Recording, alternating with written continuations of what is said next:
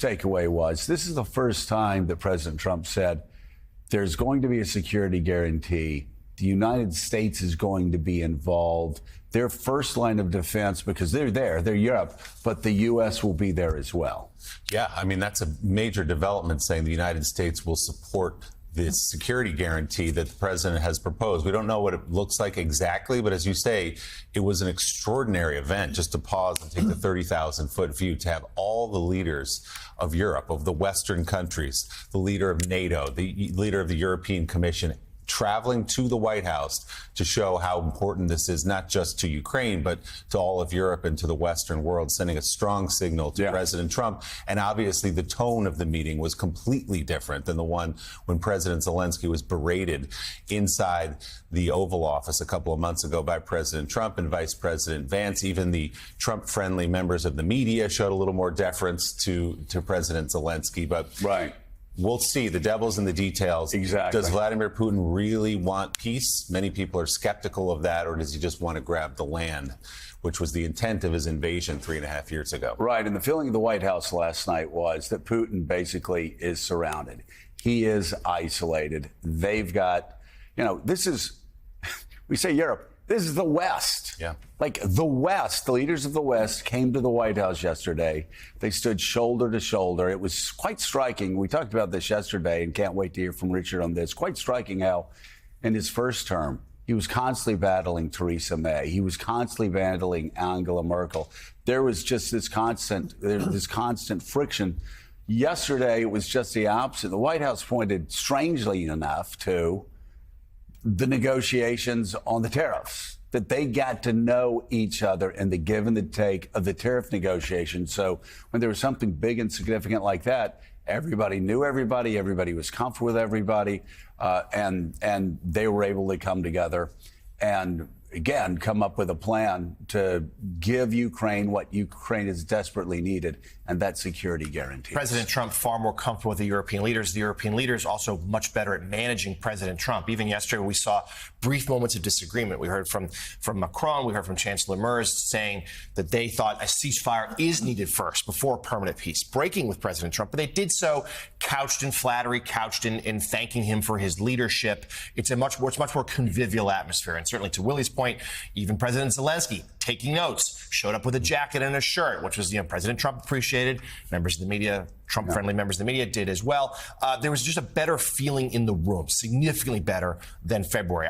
Again, there are some of the details, Joe, to your point, security guarantees to be worked out. We will see what they are. Still some real mixed messages from what Russia is willing to accept. We know there was reporting over the weekend that Europe would send perhaps once a deal was struck, a peacekeeping force to Ukraine. Now, and the White House had said Putin had agreed to that. Now the Kremlin is saying, no, that's not the case. We're still not sure when the next summit might be and who would be involved, whether it's Putin and Zelensky, whether Trump would get in. We also don't know whether the Kremlin would ever put Putin and Zelensky in the same room. But there's no question here. Europe feels much better about the situation today than they did Friday night. They really do. And you almost think, Willie, that the Kremlin statement yesterday came at them looking at the West united against them, saying, this dream of Vladimir Putin's, again, we talk about it being a 20-year dream. It's a lifelong dream. I mean, and especially starting in 1989 when he was burning files in East Germany for the KGB. He was, he's thinking my life mission is to reconstitute the old Russian Empire, and Ukraine's a massive part of that. So when he sees the West united together inside the White House and finally talking about security guarantees in a strong way, obviously, I think that's probably why we saw the reaction from the Kremlin that we saw. So fascinating. A lot of details left to be worked out. The important thing, again, is the Wall Street Journal editorial has been very tough on Donald Trump. But as they said, I think they said Donald Trump gets real about security in Ukraine. I think that's a difference maker. Let's see if it lasts. Let's bring in the President Emeritus of the Council on Foreign Relations, Richard Haass, also Rogers Chair in the American Presidency at Vanderbilt University, historian John Meacham, and staff writer for The Atlantic, Vivian Salama. She's reporting with Jonathan Lemire on President Zelensky's tactics during yesterday's meeting. We'll read from that in a moment. Let's start quickly with you, Richard, just your view of what you saw yesterday. Look, what we saw was Zelensky having learned how to manage the president, Europeans there to make sure it didn't go off the rails. Obviously, a strong reaction to what happened in Alaska, which left a lot of people uneasy. And I think you've got it right here. You saw a real sign of the West. And I think there's a couple of questions, though, that are big. One is Putin really prepared to climb down? Because his goal has never been a couple of square kilometers. His goal has been to end Ukraine as an independent, sovereign country with fundamental ties to the West. He doesn't want to have a Slavic country on his border that's a democracy. That represents a different path for Russia. That's a threat to him. So is he prepared to live with that? Which is, a fundamental question. It goes way beyond whether he's prepared to have this right. Follow-up meeting. But that's one of my questions. The other is this, again, you got talking about security assurances. There's a terrible experience here. 1994. The United States, Britain, and Russia gave Ukraine security assurances in the Budapest Memorandum. They were worthless. So the challenge this time is if you're going to give them security assurances that are not going to include NATO, not going to include Article 5, not going to include American troops, and I'm not saying we should, then the question is, what is good enough? And I think... Well, the interesting thing, though, the difference there is, number one, you're going to have boots on the ground if what they talked about yesterday actually happens. European boots. European boots on the ground with U.S. support, whether that's intel, whether that's weapons, right. Whatever that is. That's number one. Number two, it's very interesting, and this is sort of the quasi-NATO argument some people have been making. The leaders there in Europe kept talking about Article 5 from NATO. We need to give them an Article 5 guarantee, including the most right-wing nationalistic leader there who was expected to be pro-Russian, and that was Giorgia Meloni, who kept talking about Article 5 and kept talking about tough security guarantees. Yeah, that's a legitimate issue. But again, Article 5 is not Article 5. One question is, and interesting, which I didn't hear yesterday, Joe, is whether the Congress would get involved.